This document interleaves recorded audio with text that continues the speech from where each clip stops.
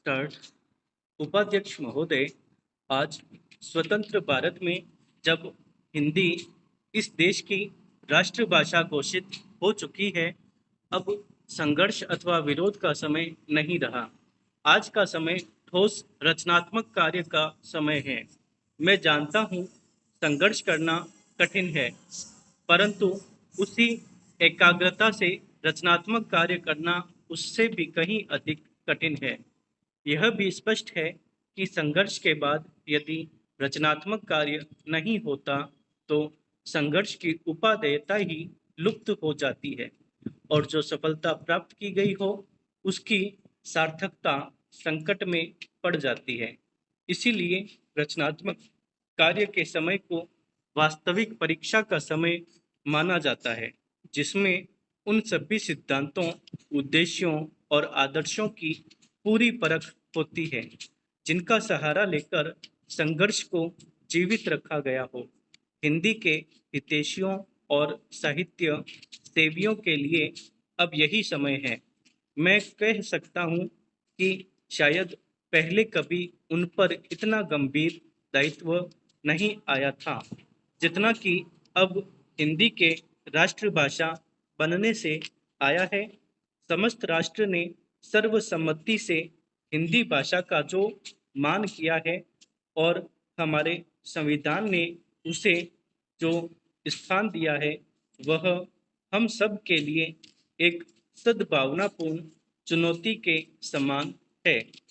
यह निर्णय एक प्रकार से सभी हिंदी भाषियों और साहित्यकों में विश्वास के प्रस्ताव के समान है। इस आदर को हम कैसे निभाएं जिससे विभिन्न प्रादेशिक भाषाओं के बोलने वाले प्रतिनिधियों द्वारा किए गए उक्त निर्णय के औचित्य को सिद्ध कर सकें। यह एक गंभीर प्रश्न है जिस पर सभी हिंदी सेवियों के विचार करना चाहिए। हिंदी साहित्य सम्मेलन बहुत बड़ी संस्था है जिसके निर्माण में इस देश के अनेकों यशस्वी विद्वानों और देशभक्तों ने योग दिया है। मैं समझता हूँ कि यद्यपि सम्मेलन की स्थापना हिंदी के प्रचारार्थ हुई थी, इसे हिंदी भाषी क्षेत्रों में प्रादेशिक भाषाओं के प्रचार का कार्य भी अपने हाथ में ले लेना चाहिए। इससे एक और हिंदी और दूसरी भाषाओं में पारस्परिक आदान प्रदान बढ़ेगा और दूसरी ओर सम्मेलन का आधार भी अधिक व्यापक हो जाएगा। मेरे विचार से यह कार्य राष्ट्रीय साहित्य, हिंदी भाषा और हिंदी साहित्य सम्मेलन तीनों के हित की दृष्टि से उचित होगा। बिहार हिंदी साहित्य सम्मेलन ने जिसके रजत जयंती समारोह के उद्घाटन के लिए आपने मुझे आमंत्रित करने की कृपा की है, 25 वर्षों से भी अधिक समय पूर्व सार्वजनिक कार्यक्षेत्र में पदार्पण किया था।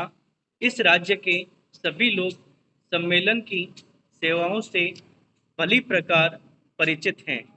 मैं आशा करता हूँ कि यह रजत जयंती समारोह एक राज्य के साहित्य सेवियों को और अधिक बल देगा, जिससे वे साहित्य की समृद्धि द्वारा और हिंदी तथा अहिंदी प्रदेशों के बीच पूर्ण सद्भावना का वातावरण तैयार करके इस राज्य के लोगों की ही नहीं बल्कि देश भर की सेवा कर सकेंगे।